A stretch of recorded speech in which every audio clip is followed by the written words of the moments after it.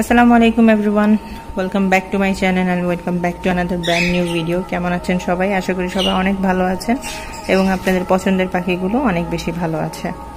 So last few days হচ্ছে কিছুদিন আগেই আমার কাছে কিছু কোশ্চেন এসেছিল যে হচ্ছে এরকম যে হঠাৎ করে হচ্ছে তাদের সুস্থ পাখি অনেক বেশি শুকিয়ে যাচ্ছে, তাদের খাওয়া দাওয়া সব কিছুই ঠিক আছে, তারপরেও হচ্ছে কেন জানি তাদের পাখিটা শুকিয়ে যাচ্ছে।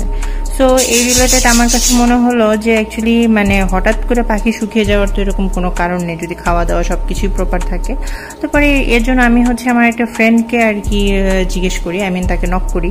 এই রিলেটেড হচ্ছে আমার যেহেতু খুব একটা নলেজ ছিল না, তো ওকে জিজ্ঞেস করি, যেহেতু ওর অনেক বড় একটা খামার আছে, পাখির খামার, সেখানে সে হচ্ছে লাভ বার্ড, ককাটেল, বাজরিগার, তারপরে হচ্ছে লরি পাখি সব কিছু ব্রিড করায়। তো আমি তাকে জিজ্ঞেস করি ব্যাপারটা আর কি। আমি বললাম যে এরকম আমার কিছু আপু ভাইয়াদের কোশ্চেন ছিল, তাদের হঠাৎ করে হচ্ছে তাদের সুস্থ পাখি এরকম শুকিয়ে যাচ্ছে। তো তখন আমার ফ্রেন্ড যেটা বললো সেটা হলো যে অনেক সময় হয় কি যে হচ্ছে বর্ষাকালে এই জিনিসটা সমস্যাটা পাখির অনেক বেশি হয়ে থাকে। কারণ ওই একটাই, বর্ষাকালে পাখির এই সমস্যাটা হয় বিভিন্ন ধরনের হচ্ছে ফাঙ্গাস বা ব্যাকটেরিয়া থেকে।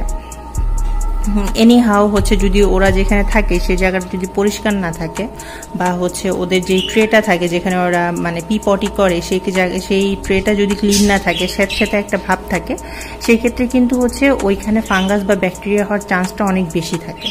তো এনি হাউ যদি ওটা ওদের মুখে চলে যায়, সেখান থেকে যদি ওদের ওটা পেটে চলে যায়, তখন ওই জিনিসটা ওদের জন্য খুব হার্মফুল। দেখা যাবে আপনি সুস্থ সবল পাখি, একদম সবকিছুই ঠিক আছে, সে প্রপারলি খাওয়া দাওয়াও করতেছে, কিন্তু হুট করে এরকম শুকাচ্ছে এবং শুকাতে সে এক পর্যায়ে এমন শুকায় যায় তাদের একদম বুকের খাঁচা টাতা যা আছে সব দেখা যায়। তখন কিন্তু দেখা যায় এরকম এক্সট্রিম পর্যায়ে পাখি শুকাতে একসময় হচ্ছে পাখি মারা যায়। এটা কিন্তু পাখির জন্য খুবই সিরিয়াস একটা রোগ। এটা আমারও এরকম ভাবে জানা ছিল না, এর জন্য আমি ওর কাছ থেকে ইনফরমেশন নিয়ে চিন্তা করলাম যে আপনার সাথে জিনিসটা শেয়ার করি এবং কি করলে হচ্ছে এটা থেকে প্রতিকার পাওয়া যাবে সেই জিনিসটাও আমি আজকে আপনাদের ভিডিওতে বলে দিব। ফার্স্ট অফ অল হচ্ছে বর্ষাকালে হচ্ছে ও আমাকে বললো যে প্রতি বছর বর্ষাকালে দেখা যায় আমি এত নিট অ্যান্ড ক্লিন রাখি আমার হচ্ছে এভিয়ারিটা বা আমার ফার্মটা, তারপরেও হচ্ছে বছরে বর্ষাকালে আমার এরকম 3-4টা পাখি এরকম এই রোগে আক্রান্ত হবেই। তো সেটার জন্য হইতে হবে আপনাকে প্রচুর মানে কেয়ার করতে হবে পাখির। বর্ষাকালে আমরা সবসময় বলি বর্ষাকালে পাখির একটু এক্সট্রা কেয়ার দরকার পড়ে, কারণ ওই সময় হঠাৎ করে ওয়েদারটা চেঞ্জ হয়ে যায়, হঠাৎ গরম থেকে ঠান্ডা করে যায়। তো একটা স্যাঁতস্যাঁতে একটা পরিবেশ কিন্তু এমনিতেই থাকে, আর স্যাঁতস্যাঁতে পরিবেশে কিন্তু এমনিতেই হচ্ছে পাখির বিভিন্ন মানে পাখির না এমনিতেও হচ্ছে নর্মালি বিভিন্ন ধরনের রোগবালাই দেখা দেয়। তো এটার মধ্যে হচ্ছে পাখিদের এরকম একটা সেন্সিটিভ একটা রোগ। এরকম শুধুমাত্র যে আপনার পাখির সাথে হবে এরকম কিছু না, আপনার মুরগির সাথে হতে পারে, বা আপনার বাসায় কোনো গবাদি পশু থাকলে সেটার সাথেও হতে পারে, বা আবার হতে পারে হচ্ছে আপনি যদি হচ্ছে কবুতর পালেন বা আপনার যদি ফার্ম থাকে সেক্ষেত্রেও কিন্তু এই জিনিসটা হতে পারে। তো সেক্ষেত্রে আমার ফ্রেন্ড যেটা বলছে সবার আগে পরিষ্কার রাখতে হবে আপনার এভিয়ারি, তারপর হচ্ছে কোনো ধরনের অ্যান্টিবায়োটিক বা হচ্ছে কোনো জীবাণুনাশক ওষুধ দিয়ে আপনার এভিয়ারি বা হচ্ছে আপনার পাখির ট্রে, খাবারের হচ্ছে পট, এই সব কিছু ভালো করে পরিষ্কার করতে হবে এবং সাথে হচ্ছে কিছু মেডিসিন আপনার পাখিকে প্রোভাইড করতে হবে। সেই মেডিসিনগুলো কি আমি সেটাও হচ্ছে আপনাদেরকে দেখিয়ে দিচ্ছি। সো এই যে হচ্ছে মেডিসিন, সেটা আমি আমার ফ্রেন্ডের কাছ থেকে কালেক্ট করেছি। অ্যাকচুয়ালি আমি যে পেট শপ থেকে সবসময় আমার পাখির জন্য মেডিসিন নেই বা আপনার ওষুধ নেই, আমি সেখানে হচ্ছে ওটা পাচ্ছিলাম না। সো ওর কাছে অ্যাভেলেবেল ছিল, ও আমাকে এর জন্য পাঠিয়ে দিয়েছে, থ্যাঙ্কস টু হিম। এখানে দেখেন, এটা হচ্ছে এই দুইটা মেডিসিন হচ্ছে আপনার পাখির যদি একদম প্রাইমারি স্টেজে আপনি বুঝতে পারেন যে আপনার পাখিকে অনেক আপনি খাবার দাবার দেওয়ার পরও আপনার পাখি শুকিয়ে যাচ্ছে, তখন হচ্ছে আপনি এই দুইটা, একটা হচ্ছে এই যে এই যে একটা হচ্ছে মাইক্রোনিট আর একটা হচ্ছে লাইসোভিট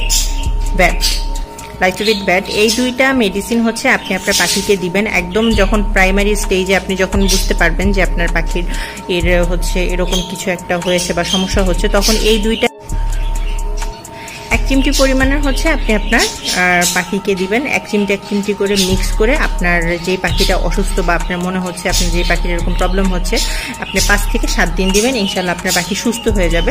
খুব বেশি দেওয়ার দরকার নেই, 1 চিমটি দিলেই দুইটা একসাথে মিক্স করে দিয়ে দিবেন। সেক্ষেত্রে দেখেন এখানে আমি দেখিয়ে দিচ্ছি, এখানে দেখেন সব ধরনের গবাদি পশুর ছবি কিন্তু এখানে দেওয়া আছে। তার মানে কি আপনি আপনার সব ধরনের গবাদি পশুকে আপনি এই জিনিসটা দিতে পারবেন যদি আপনার পাখির সমস্যা হয়ে থাকে। এটা একদম প্রাইমারি স্টেজের মেডিসিন। যদি আপনার পাখি খুব এক্সট্রিম পর্যায়ে হচ্ছে, আপনার তুইটি দুষ্টামি করো না, আপনার পাখি যদি খুব এক্সট্রিম পর্যায়ে চলে যায়, একদম অতিরিক্ত খারাপ অবস্থা হয়ে থাকে, তখন হচ্ছে আপনি এটা দিতে পারেন আপনার পাখিকে, সিপ্রোসিন ভ্যাট। সেটা হচ্ছে স্কোয়ার কোম্পানির খুবই ভালো একটা মেডিসিন। আমার ফ্রেন্ড বলছে যে এই মেডিসিনটা খুবই ভালো, যেহেতু হচ্ছে মানে তুমি প্যাকেট ফুটো করে ফেলছো। তো হচ্ছে এটা খুবই বলছে খুবই ভালো একটা মেডিসিন হবে।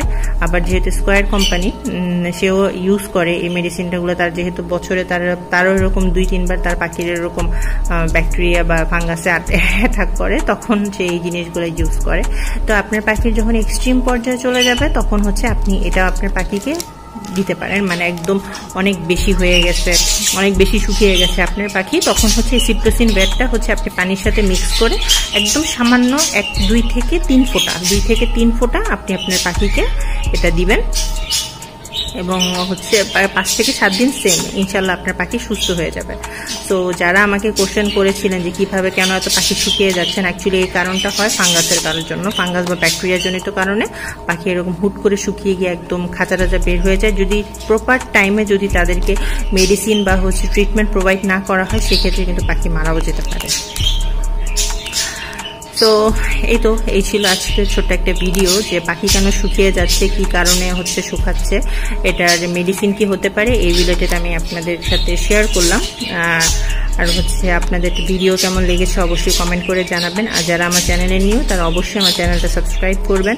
আর আমার চ্যানেলে হচ্ছে 4000 সাবস্ক্রাইবার হতে, আমাদের ফ্যামিলি এখন বড় হতে যাচ্ছে, 4000 হতে আর মাত্র 400 সাবস্ক্রাইবারের দরকার। তো প্লিজ যারা নিউ তারা অবশ্যই সাবস্ক্রাইব করবেন। আর দেখা হচ্ছে নেক্সট ভিডিওতে। এ পর্যন্ত সবাই ভালো থাকবেন। আল্লাহ হাফেজ।